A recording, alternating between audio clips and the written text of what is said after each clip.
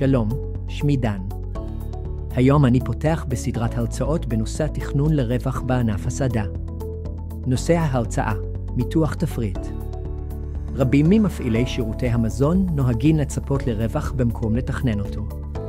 למרות שקיום תקווה הוא עיסוק ראוי כאשר משחקים בלוטו, הוא אינו מועיל במיוחד בניהול עסק בתחום המזון. לכן, תכנון נכון הוא המפתח להבטחת השגת יעדי הרווח שיאפשרו לבעלי העסקים להישאר פעילים ורווחיים. ניתוח תפריט. עד כה פותחו שיטות רבות לניתוח הרווחיות של תפריט ולמבנה ושיטות התמחור שלו. עם זאת, השיטה שתבחר צריכה בראש ובראשונה לענות על השאלה, כיצד מכירת פריט זה בתפריט תורמת להצלחת הפעילות שלי. באופן טבעי, דיון בניתוח תפריטי מוביל לעתים קרובות לנוסחאות חישוביות מורכבות. אמנם מדובר ברכיב חשוב, אך הוא אינו צריך להיות המרכיב היחיד בניתוח תפריט.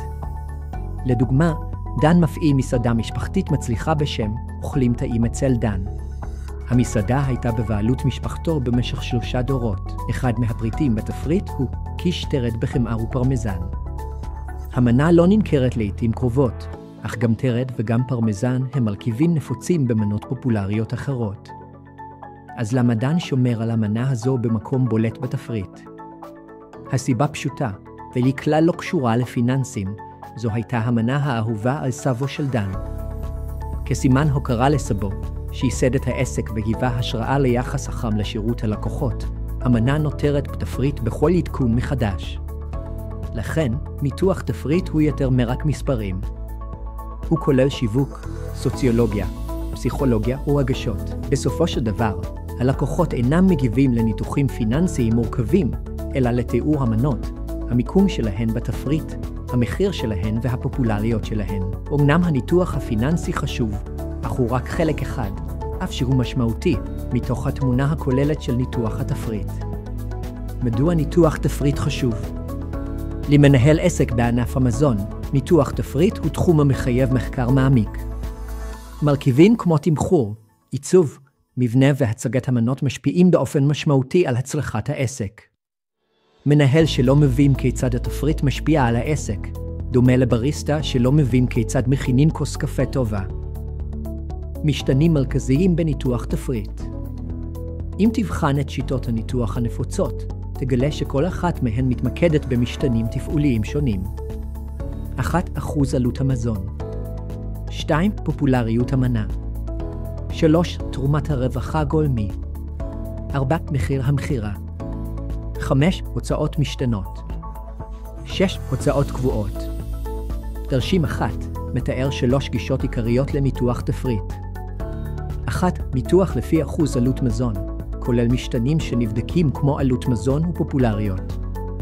השיטה שמשתמשים בה היא מטריצת השוואה, והמטרה היא צמצום עלות המזון הכוללת באחוזים.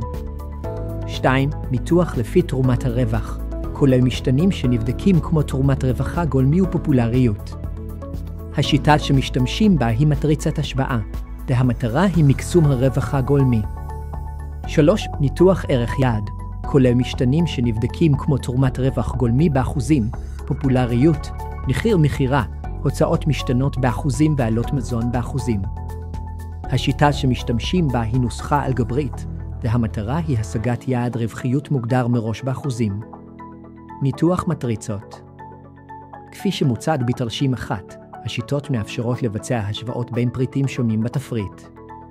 באמצעות מטריצה, ניתן לסווג את המנות לפי קריטריונים כמו עלות מזון, פופולריות ותרומת הרווחה הגולמי, ולזהות אילו פריטים יש לשמר, לקדם או להוציא מהתפריט. גישות שונות לניתוח תפריט.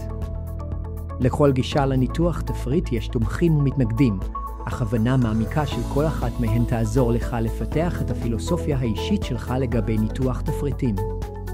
בסרטון זה אנחנו נתמקד בשיטת ניתוח לפי אחוז עלות המזון, food cost.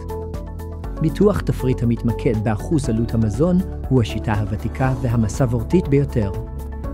כאשר מנתחים תפריט לפי שיטה זו, המטרה היא לזהות מנות אשר מסייעות בהפחתת אחוז עלות המזון הכוללת של המסעדה.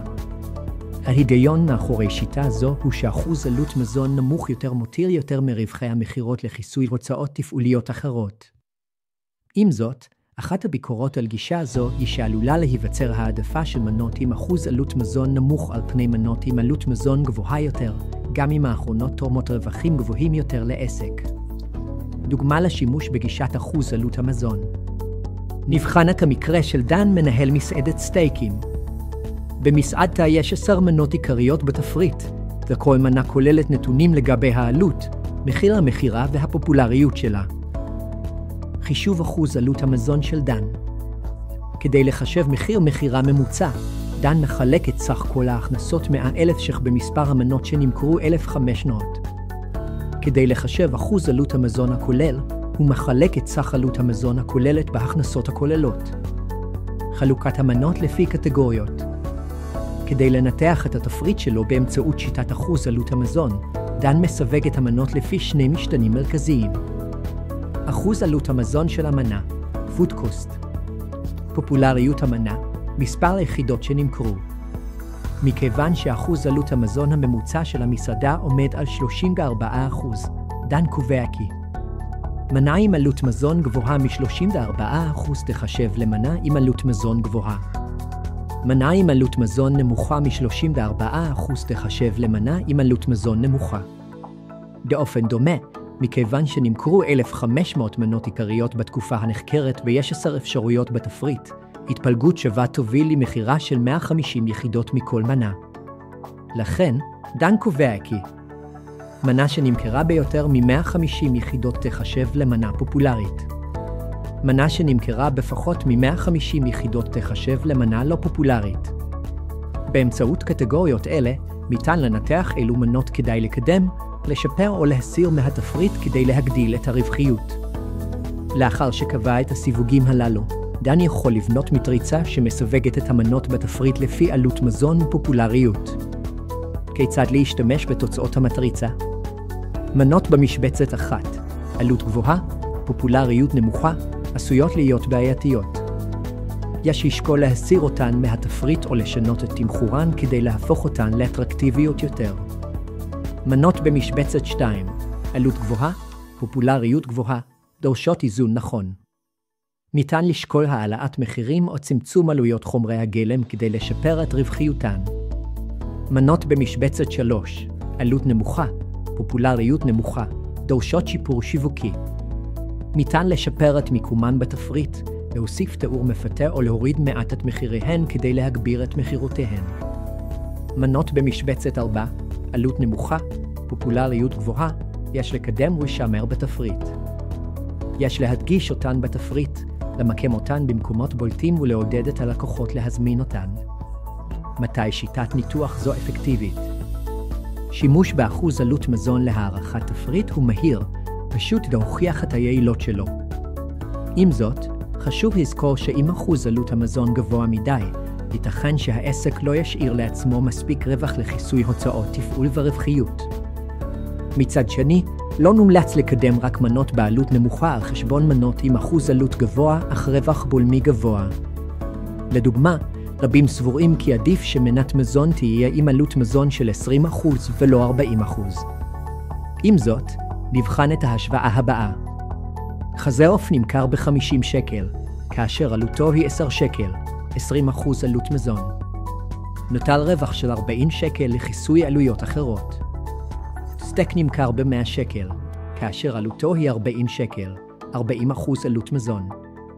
נוטל רווח של 60 שקל לכיסוי עלויות אחרות. לכן, לפעמים עדיף למכור מנות עם אחוז עלות מזון גבוה יותר, כל עוד הן מספקות רווח גולמי גבוה יותר. זו הסיבה שמסעדות מסוימות מעדיפות לנתח תפריטים לפי תרומת הרווח הגולמי, contribution margin, במקום לפי אחוז עלות המזון בלבד. על זה נדבר בסרטון אחר, ובינתיים נסכם את השיטה בטבלה הבאה. נסכם אסטרטגיות שיווק לפי קטגוריות המנות. אתם מוזמנים לעיין באסטרטגיות השיווק לפי קטגוריות המנות בטבלה המסכמת, ואני אאחל לכם הצלחה רבה בעסקים. אתם מוזמנים לזכור את השירות שלנו בכל הנוגע לניתוח תפריט וחישוב פודקאסט. תודה על ההאזנה ולהתראות בסרטונים הבאים.